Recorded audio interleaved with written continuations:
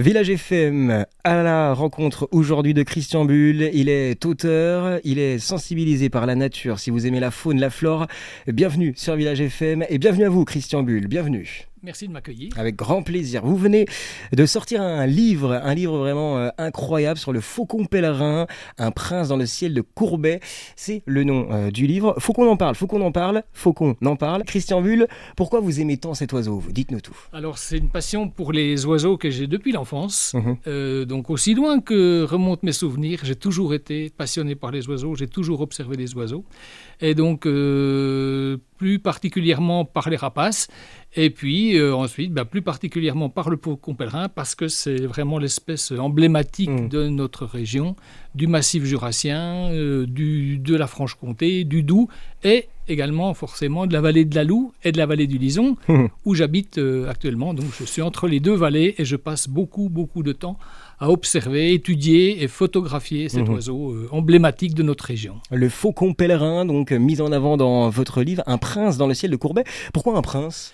Alors un prince parce qu'en fait, on a l'habitude de donner souvent un surnom aux oiseaux ou aux animaux. Et dans notre région, on a plusieurs espèces emblématiques. Donc, et chacune a le nom de prince. Alors, le prince de la forêt, c'est le grand tétras. Le prince du Jura, c'est le lynx. Et le prince de la nuit, c'est le hibou grand-duc. Et puis, le prince du ciel, c'est le faucon pèlerin parce que c'est un oiseau qui a des capacités assez extraordinaires, de vol assez extraordinaires. C'est un oiseau qui est capable d'atteindre des vitesses de 380 km/h en piqué. Voilà, quand même. C'est l'oiseau, c'est même l'animal le plus rapide au monde. Et donc, on a la chance de l'avoir chez nous. C'est un oiseau qui a failli disparaître dans les années 50-60 et qui maintenant, donc, de nouveau...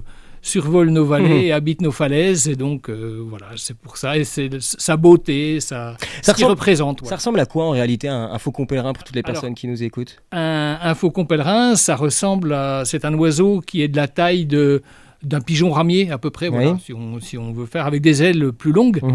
Et puis, c'est un oiseau qui est gris et blanc sous la poitrine, plutôt gris sur le dos.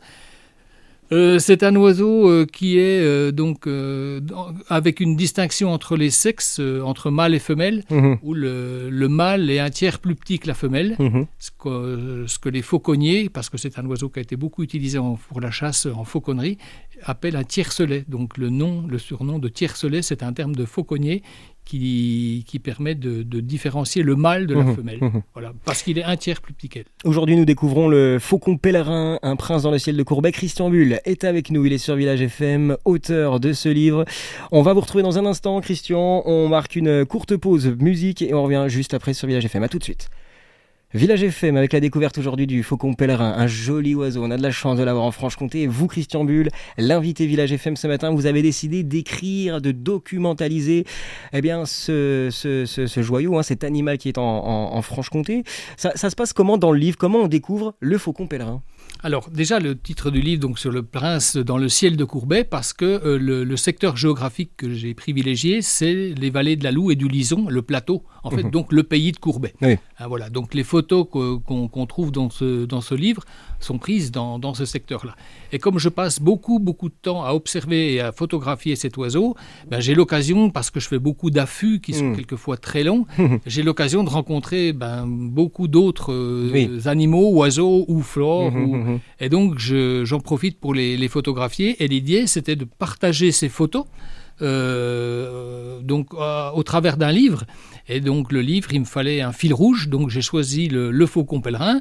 Et ce qui me permettait donc de suivre dans le livre. En fait, on suit la vie du faucon pèlerin sur une année, sur les falaises de la Loue et du Lison. Et puis, on suit sa vie, mais on suit aussi un petit peu la vie d'autres animaux qui sont là à la même période et qui ont aussi leur propre vie, leur propre comportement et que j'ai pu photographier et mettre dans votre livre. Mettre dans le livre avec des photos parce que j'ai essayé que le livre en fait raconte une histoire. Oui, c'est vrai. Parce qu'on a ce faucon donc présent tout au long du livre, mais on peut aussi observer donc d'autres animaux que vous avez côtoyés. Et ça vraiment c'est top aussi, parce qu'on découvre vraiment toute notre faune franc-comtoise, même si vous n'avez pas eu tous les animaux. Vous avez rencontré des lynx, des bêtes un peu... Oui, alors j'ai des photos de lynx, bien sûr, j'ai fait des photos de lynx, mais j'ai pas voulu le mettre dans le livre. Oui, ok. Parce qu'en fait, cet animal est tellement mythique, il mérite une autre place qu'une simple photo dans un livre consacré à un oiseau. Il y a eu des livres qui ont été faits sur le lynx. Bien sûr. Et donc, ces livres-là parlent beaucoup mieux du lynx et le décrivent mieux qu'une photo que j'aurais pu mettre. J'aurais pu, mais au départ, je l'avais mise, puis en fait, je l'ai retirée. Il y a 70 espèces d'animaux qui sont représentées donc, dans le livre. Il y a 135 photos et 70 espèces animales différentes qui sont en photo. Voilà. Vous nous dites tout à l'heure le mot à l'affût. J'étais à l'affût. C'est quand vous prenez les photos ? Oui, alors... ça se passe comment ? Alors, en fait, c'est une question d'éthique. L'idée pour le photographe, c'est de ne pas déranger l'animal qui va photographier. Et donc, le faucon pèlerin est un oiseau qui est quand même très sensible au dérangement. Et il est suffisamment dérangé par toutes les activités qu'on peut trouver dans la nature, avec l'escalade, avec les trails, avec la randonnée. Donc, la photo animalière aussi, il ne faut pas se voiler la face. Et donc, l'idée, c'est de le déranger le moins possible, surtout en période de reproduction. C'est-à-dire à peu près pendant la période de couvaison qui va de début mars au milieu d'avril, et ensuite l'élevage des jeunes sur encore au moins 3 semaines ou 1 mois. Donc il y a 2 mois de l'année où je n'y vais pas. Et donc je fais des affûts, c'est-à-dire que je repère les endroits où le faucon vient se percher. Il a souvent des perchoirs favoris, et puis des lardoirs, c'est-à-dire des endroits où il vient plumer ses proies, parce qu'il ne chasse que les oiseaux. Il chasse les oiseaux en vol, et il les ramène sur la falaise ou sur une branche, et il les consomme là. Donc je fais des photos sur ces lieux-là, et je vais, une fois que j'ai repéré ces lardoirs ou ces perchoirs, je monte des affûts, c'est-à-dire avec du filet de camouflage à proximité, mais je le fais hors période, c'est-à-dire que je le fais ça en décembre quand il n'est pas sur les falaises. Donc hors période, je monte mes affûts et j'attends que les oiseaux donc reviennent en début d'année, au mois de février. Je m'installe la nuit dans mes affûts et j'attends qu'ils viennent se poser sur la branche. Alors, des fois, ils ne viennent pas. C'est incroyable. Non, mais vous avez déjà passé des nuits entières j'y vais bien avant l'aube. Oui. Je ne dors pas forcément sur place, en tout cas pour ces affûts, faucon pèlerin. Bien sûr. Mais j'y vais en fin de nuit. Et j'attends que l'oiseau vienne se poser sur la branche que j'ai repérée, en espérant qu'il vienne. Parce que là, vous êtes l'invité de Village FM, on le précise aussi à toutes les personnes qui nous écoutent. Le livre est sorti, Faucon pèlerin, le prince du ciel de Courbet.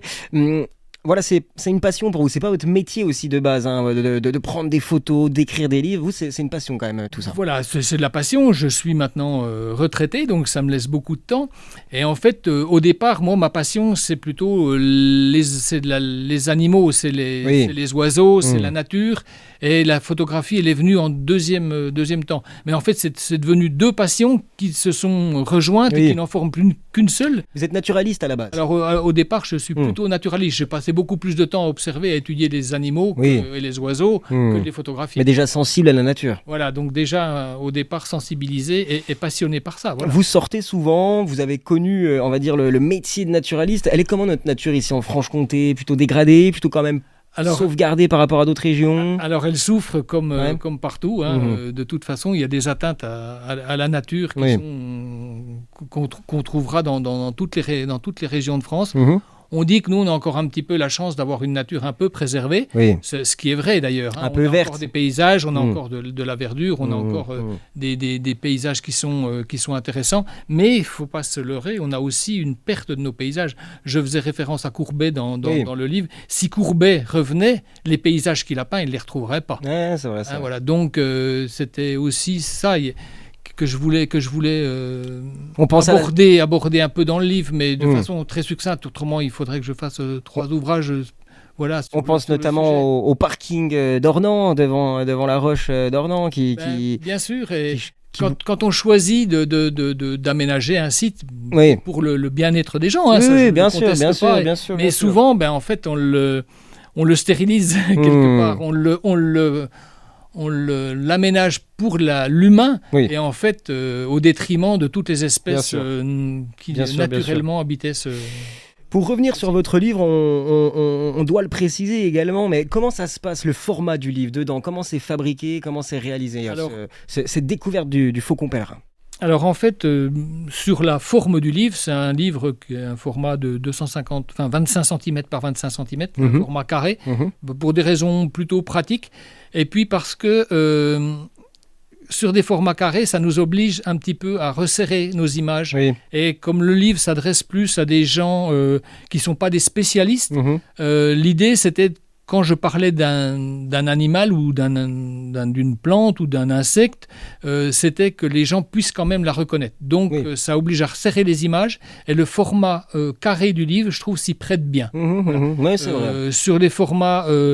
plutôt format paysage, les photos sont souvent plus aérées et on peut peut-être faire des plus belles propositions d'images, mais par rapport à l'identification de l'espèce, c'est un peu plus, un peu plus difficile. Une belle image d'un oiseau à contre-jour, c'est sublime, c'est magnifique. Par contre, moi, ce que je voulais, c'est que les gens puissent reconnaître l'oiseau. Et dans ces cas-là, on ne peut pas. Donc, le format carré m'a bien aidé. Vous faites des petites descriptions aussi des animaux dans le livre, ou c'est simplement des photos? Alors, le livre, il est composé de 7 chapitres. 7 chapitres et qui présentent chronologiquement la présence du Faucon Pèlerin sur les falaises de la Loue et du Lison pendant une année. C'est-à-dire, dès le début de l'année, à partir du mois de février, où il revient sur les sites, jusqu'au mois de novembre, où il quitte les falaises de la vallée. Il va errer un peu partout pendant 2 mois, et il va revenir sur le site à partir de février. Mais je l'ai fait en 7 chapitres parce que je ne voulais pas que ce soit quelque chose rythmé par les saisons, 4 chapitres, printemps, été, automne, hiver, ni par les mois, mais c'est plutôt par les périodes. En plus, le Faucon Pèlerin, comme d'autres animaux, d'autres oiseaux, il a une période, mais c'est jamais très très précis. Il peut commencer plutôt en fonction de la météo.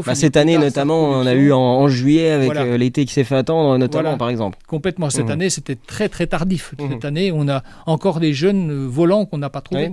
Donc, ça pouvait changer. Donc, j'ai choisi de faire ça en 7 chapitres et de présenter donc dans le texte du chapitre, de la tête de chapitre, les autres oiseaux ou animaux qu'on verra dans les photos qui suivront. Et donc on se repère assez facilement. Et chaque photo est accompagnée d'une légende. Alors, la légende, j'ai pas voulu forcément que ce soit quelque chose qui présente la biologie de l'espèce, ce qu'il mange ou voilà. Non, j'ai voulu réagir plutôt par l'émotion que l'animal me procurait.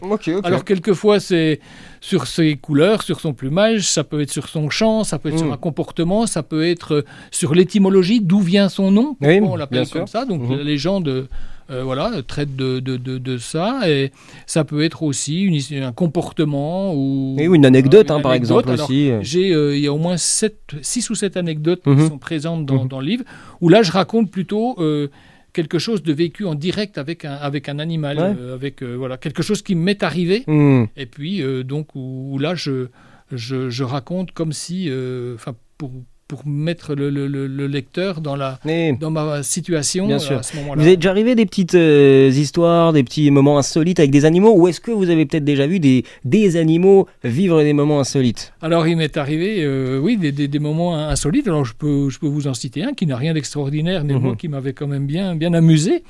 C'est que j'étais à l'affût et que j'attendais qu'un Faucon Pèlerin vienne se poser sur sa branche. Il ne venait pas, j'avais froid, et puis, au bout d'un moment, j'étais quand même très concentré parce que je voulais surtout pas rater son arrivée. Et j'ai senti gratter sur ma chaussure droite. Je sentais un petit grattement, mais j'étais tellement concentré par mes réglages d'exposition que je prêtais pas trop attention. Puis ça insistait, donc j'ai baissé la tête et j'ai regardé. Et il y avait une belette, une petite belette, un tout petit carnivore, un petit mustélidé, qui était posé sur ma chaussure. Mais c'est incroyable. Comme si c'était une pierre. Et puis, donc je l'ai observé quelques secondes. Et ensuite, elle a quitté ma chaussure. Elle s'est installée sur la chaussure gauche. Non, mais elle devait y être bien. Devait ressembler à deux pierres.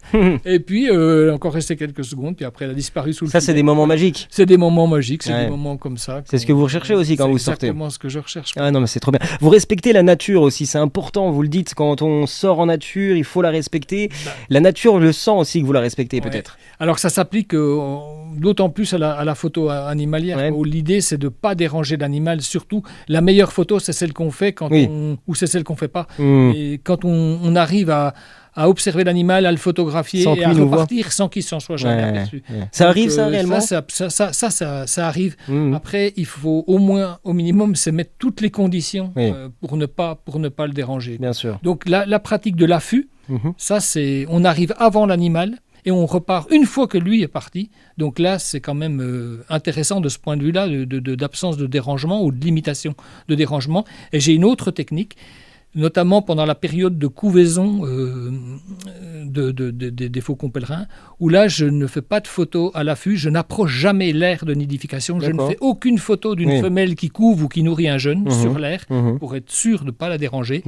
Et dans ce cas-là, quand je peux les observer, je suis de très très loin et j'utilise ma longue vue, j'ai une longue vue, et j'utilise un appareil photo numérique sur ma longue vue, et ma longue vue me sert d'objectif. Et là, je peux faire des photos de très très longue distance, parce que je multiplie la focale en fait, et ça permet de faire des photos très lointaines, sans dérangement, mais qui sont quand même de qualité bien inférieure à une photo classique. Mais au moins sur le... Voilà. Alors, dans le livre, il y a quelques images qui sont comme ça, faites avec cette technique qu'on appelle la digiscopie. Christian Bull, je le rappelle, votre livre est sorti depuis maintenant quelques jours. Ça s'appelle Faucon pèlerin, un prince dans le ciel de Courbet. Ce faucon, vous pouvez d'ailleurs l'observer en Franche-Comté, si vous nous écoutez. Là, dites-vous que c'est un oiseau qui est chez nous. Pourquoi il va plaire le livre aux auditeurs ? Parce qu'il y a de la faune, il y a de la flore. Il n'y a pas que des animaux d'ailleurs dedans. Oui, il y a un petit peu de flore, parce que c'est vrai qu'on est au milieu de pays. Alors, il y a des photos de paysages également. Alors, on reste toujours sur les vallées de la Loue et du Lison. Donc, les gens d'ici reconnaîtront sans doute les paysages. C'est ça qui est bien aussi. Et puis, voilà, l'idée, c'était de présenter aussi... Quand, par exemple, on est à l'affût, on est un petit peu isolé dans son environnement, dans la forêt. Et là, on a des odeurs, on a des bruits, on a les premières fleurs forestières qui apparaissent. Voilà, donc j'en parle de ces ambiances à l'affût.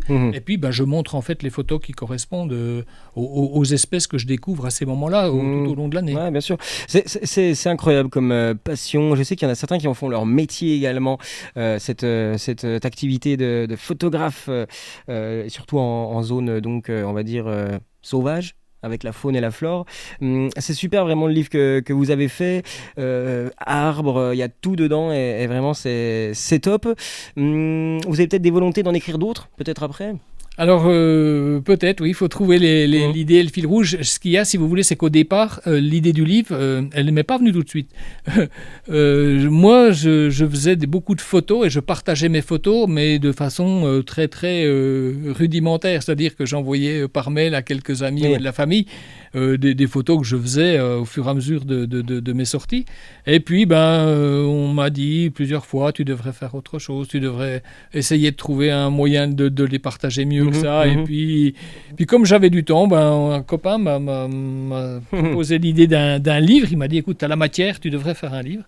Et puis tu verras, l'exercice est passionnant. Donc ça m'a permis de coupler photo et texte. Et puis j'ai trouvé l'exercice passionnant. Votre livre est disponible, Faucon pèlerin, un prince dans le ciel de Courbet. On le retrouve où exactement, le livre en Franche-Comté ? Alors, on pourra le trouver donc dans les librairies, notamment celle de la Vallée, sur les grands sites touristiques comme la boutique de la Citadelle de Besançon, du musée Courbet, bien évidemment, de la ferme de Flagey, à la saline d'Arquesnan. On pourra le trouver au musée des Maisons Comtoises. Et puis, je vais faire une série de petites conférences, et de petites séances de dédicaces. Ça va être bien. On le trouvera aussi dans des commerces, librairies, dans des fruitières. Il faudra aller acheter ce livre, il faudra aller le retrouver parce que vraiment, il raconte une histoire sur notre région franc-comtoise via notre faune et notre flore. Hormis la Franche-Comté, vous êtes déjà un peu sorti aussi, Christian Bull, dans d'autres régions, dans d'autres pays peut-être photographiés? Oui. Alors, je ne suis pas un grand voyageur, moi, vraiment. Non, moi, je suis originaire d'ici, de la région. Je suis à l'origine de l'Avèze. Et donc, j'ai toujours vécu sur le premier plateau. J'ai toujours travaillé ici. J'ai bossé pendant 35 ans au conseil départemental où je travaillais sur les espaces naturels sensibles. Donc voilà, je suis un passionné par ma région. Mais ça m'est arrivé, oui, bien sûr, d'aller faire des photos parce qu'il y a des oiseaux, notamment, qu'on ne trouve pas ici et que j'avais vraiment envie de photographier. Donc ça m'arrive souvent d'aller dans une région que j'adore et que j'ai découverte il y a une quinzaine d'années, c'est la Lozère. Ah oui. Voilà, donc sur les gorges du Tarn et de la Jonte. Voilà. Je pensais, pendant très longtemps, j'ai pensé habiter le plus beau pays du monde. Et un jour, j'ai découvert la Lozère ça m'a mis un peu le doute. Mais ils n'ont pas le compté. Ils n'ont pas le compté. Ils n'ont pas le faucon pèlerin. Voilà. Peut-être si. Ils l'ont aussi. Enfin, avec des densités un peu plus faibles que chez nous, mais ils ont d'autres oiseaux, d'autres animaux et des milieux, de pelouse notamment sur les causses qu'on ne trouve plus ici. Vous, Christian Bull, en tant qu'auteur, en tant que photographe passionné et auteur donc de ce livre, Faucon pèlerin, que diriez-vous à toutes ces personnes qui veulent se lancer dans la photographie, qui aimeraient elles aussi aller en nature, se cacher, prendre des photos, vivre des moments magiques? Que leur diriez-vous, vous? Alors, mon premier conseil, ça serait déjà de bien connaître l'animal avant de penser vouloir en faire une photo. Parce que si on ne connaît pas bien l'animal, si on ne connaît pas sa biologie, si on ne connaît pas son comportement, si on ne connaît pas son cycle de reproduction, il y a toutes les chances qu'on qu'on réussisse une photo, mais qu'on ait dérangé l'animal. Et ça, c'est quand même la base de la photographie. Alors, on l'appelle photographie animalière. Moi, c'est un terme que j'aime pas du tout parce que quand je photographie mon chien ou mon chat, c'est de la photo animalière. La photo animalière. Et on dit pas photo d'un humain, enfin une photo humaine. Donc, et c'est devenu, il y a un tel engouement pour ce type de photo. Maintenant, je trouve Internet en est complètement surchargé, je trouve. Et donc, on voit des photos incroyables, mais je pense que la plupart de ces photos ont provoqué un stress ou un dérangement chez l'animal, et ça, c'est dommage. Donc, mon premier conseil, ça serait de ça. C'est déjà d'aimer ce qu'on photographie, c'est pas de choisir l'animal sauvage comme un sujet photographique comme un autre, non, surtout pas. C'est de bien le connaître, et puis bien prendre les précautions nécessaires, quoi, pour éviter le dérangement. Même si ça me paraît pas, même si ça ne paraît rien, mais faire voler un oiseau alors qu'il était posé, il y a certains moments de l'année où ça peut être compliqué pour lui. Voilà. Merci pour ces mots, Christian Bull. Merci d'être venu présenter Faucon pèlerin, un prince dans le ciel de Courbet. C'est votre nouveau livre, il est disponible là depuis quelques jours. Il est dispo dans plusieurs librairies, à la Citadelle également de Besançon, au musée Courbet à Ornans. Il sera au Salines Royales d'Arquesnan. On va pouvoir le retrouver partout. Il y a le site internet peut-être aussi, votre Facebook. Alors, je suis très peu réseaux sociaux, mais là, je vais quand même être obligé de m'y mettre un peu. Avec les photos quand même. Oui. Et donc, j'ai un site internet qui est en cours de fabrication. Donc, voilà, il sera disponible très très bientôt. Et puis Christian Bull photo, on va trouver bien sûr. Si vous tapez Christian Bull photo nature, vous avez toutes les chances de le trouver. Merci Christian d'être venu. C'est moi qui vous remercie. Et puis longue vie à ce livre, et on espère croiser des faucons pèlerins dans les prochains jours en Franche-Comté. Merci à vous. Merci beaucoup. Village FM, au cœur des villages, en DAB+.